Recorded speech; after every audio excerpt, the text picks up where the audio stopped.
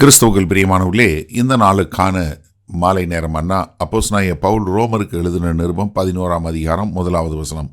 ரோமர் 11:1. ரோமன்ஸ் 11:1. இப்படி இருக்க தேவன் தம்முடைய ஜனங்களை தள்ளிவிட்டாரோ என்று கேட்கிறேன். தள்ளிவிடவில்லையே. நானும் ஆபிரகாமின் சந்ததியிலும் பென்யமின் கோத்திரத்திலும் பிறந்த இஸ்ரவேலன். இப்போ ரோமர் 9வது அதிகாரத்திலிருந்து 11வது அதிகாரம் வரைக்கும் இஸ்ரவேலை குறித்த மீட்பின் திட்டத்தை இங்கே பேசுகிறாரு. இப்போ 11வது அதிகாரத்துக்கு வரும்போது இதுவரை சொன்னதை வைத்து என்ன கேட்குறாரு? அப்போது தேவன் தம்முடைய ஜனங்களை தள்ளிவிட்டாரோ?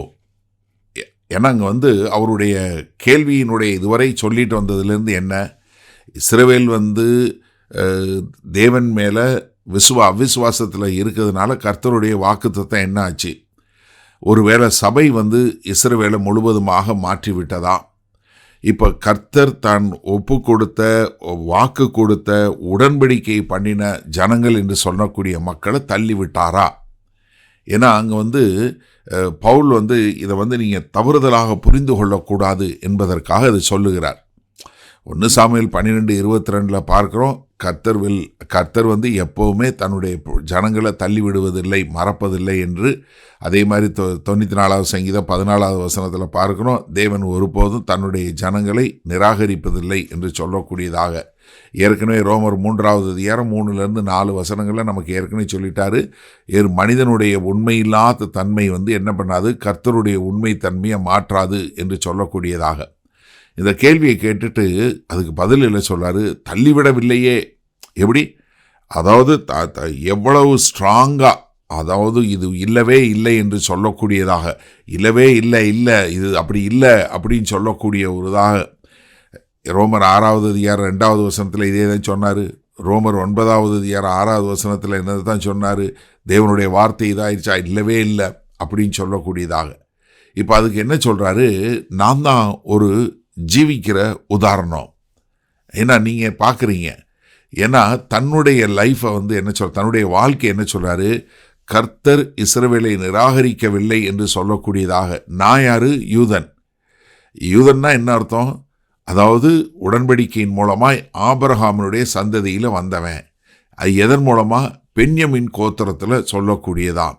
இந்த பென்யமின் கோத்திரம்னு சொல்லும் போதே அந்த பென்யமின் கோத்திரம் என்ன, தாவீதுக்கு உண்மையுள்ளவங்களா இருந்த என்று சொல்லக்கூடியதாக. அப்போ தேவன் இஸ்ரவேலை தள்ளிவிடலை.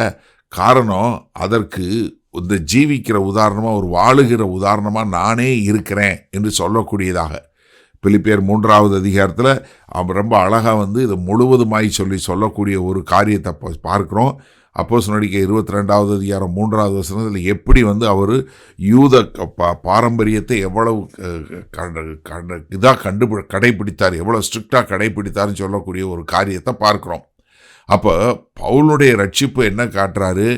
இஸ்ரவேல் உள்ள தேசத்தில் உள்ள மக்களை இன்றைக்கும் தேவன் மீட்டு கொண்டிருக்கிறார் என்பதற்கு ஒரு உதாரணம், அதற்கு ஒரு அடையாளம் என்று சொல்லக்கூடிய காரியத்தை இங்கே சொல்கிறத பார்க்குறோம். சரி, இந்த நாளில் இந்த வசனத்தை நம்ம எப்படி எடுத்துக்கொள்வது? அதாவது கர்த்தர் இஸ்ரவேல் கூட செய்த உடன்படிக்கை உடையவே இல்லைங்க. இதை நல்லா புரிஞ்சு கொள்ளுங்க. ஏன்னா ஒரு மனிதனுடைய அவ்விசுவாசம் என்ன பண்ணாதுன்னா, கர்த்தருடைய தெரிந்து கொள்ளுதலை ஒன்றும் மாற்றவே மாற்றாது.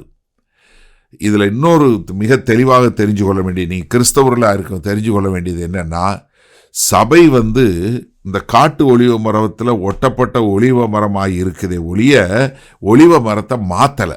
ஏன்னா நிறைய பேர் இன்றைக்கி நாங்கள் தான் ஆவிக்குரிய இஸ்ரவேலன்னு சொல்கிறாங்க. கிடையவே கிடையாது.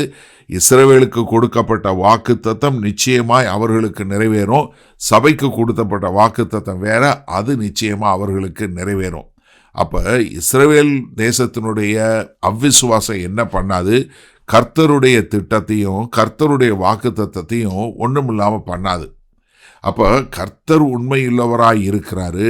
நம்ம பார்க்கக்கூடிய சூழ்நிலைகள் எவ்வளவுதான் மாறாக இருந்தாலும் அவையெல்லாம் நிச்சயமாக நிறைவேறும் என்று சொல்லக்கூடியதை நம்ம முழுமையாக நம்ப வேணும். கர்த்தர் நமக்கு கொடுத்த வாக்குத்தத்தம் நிச்சயமாக நிறைவேறும். ஒரு காலதாமதம் ஆவது போல இருந்தாலும் குறித்த காலத்தில் நிச்சயமாக நிறைவேறும். அதே மாதிரி தேவனுடைய இரக்கத்திற்கு தூரமாக ஒருத்தருமே இல்லை. அதே மாதிரி இப்போ நீங்கள் இப்படி யோசிங்களேன், இஸ்ரவேல் தேச மக்களையே தேவன் நிராகரிக்கலையே, அப்போ உங்களை நிராகரிப்பாரா? அப்போ நம்ம எவ்வளோ தூரம் யோசிக்கணும். அப்போ நம்முடைய தோல்விகள் எல்லாவற்றையும் கர்த்தர்கிட்ட கொண்டு வாங்க. அவருடைய இரக்கத்தின் மேலே, அவருடைய கிருபையின் மேலே திட நம்பிக்கையுள்ளவர்களாய் கர்த்தரை சார்ந்து வாழ நாம் கற்றுக்கொள்வோம். அப்போ இஸ்ரவேலுடைய அவிசுவாசம் தேவனுடைய திட்டத்தை மாற்றவே மாற்றாது. அதனால சபை இஸ்ரவேலை முழுவதுமாய் மாற்றவில்லை என்பதை புரிந்து கொள்ள வேண்டும்.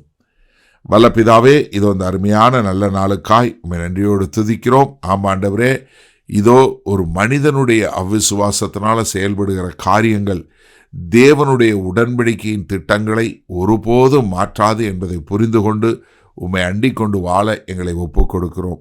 மீட்பரும் இரட்சகரும் ஆகிய இயேசு கிறிஸ்துவின் மூலம் பிதாவே, ஆமேன்.